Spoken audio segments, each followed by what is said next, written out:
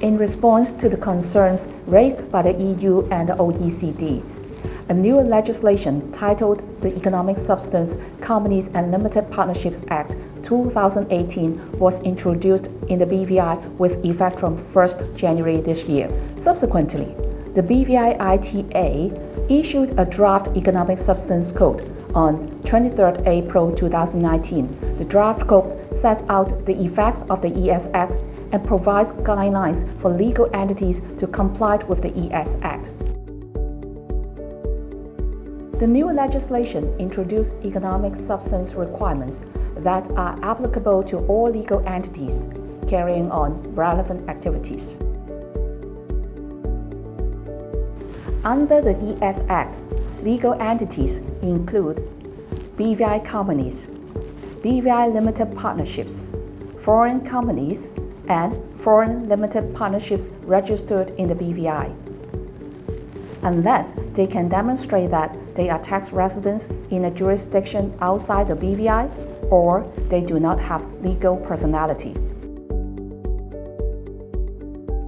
Relevant activities include banking business, insurance business, shipping business, fund management business, finance and leasing business, headquarters business, holding business, intellectual property business, distribution and service center business.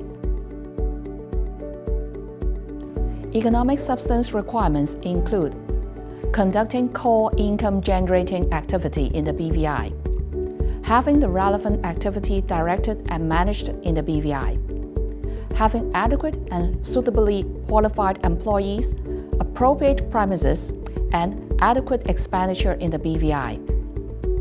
The level of economic substance requirements depends on what relevant activity the legal entity engages in. Economic substance is assessed by reference to financial periods. The starting date of the financial period depends on the incorporation date of the legal entity. By the way, every in-scope legal entity is now in its first financial period. No matter your BVI entities are required to meet the economic substance requirements or not, all BVI companies will be required to make necessary reporting. Each BVI company should submit information to the BOS system through its registered agent. The timeline is within 6 months after the end of each financial period. Legal entities should immediately assess if they are engaged in the relevant activities and to ensure compliance with the ES Act. The steps to be taken are: identify the economic substance requirements by doing an in-scope or out-of-scope classification. Collect information and evidence to facilitate the reporting requirements.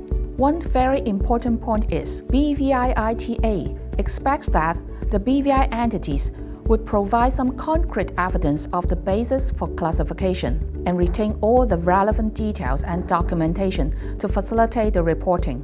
In this connection, we strongly suggest that the BVI companies should document the classification in a proper way.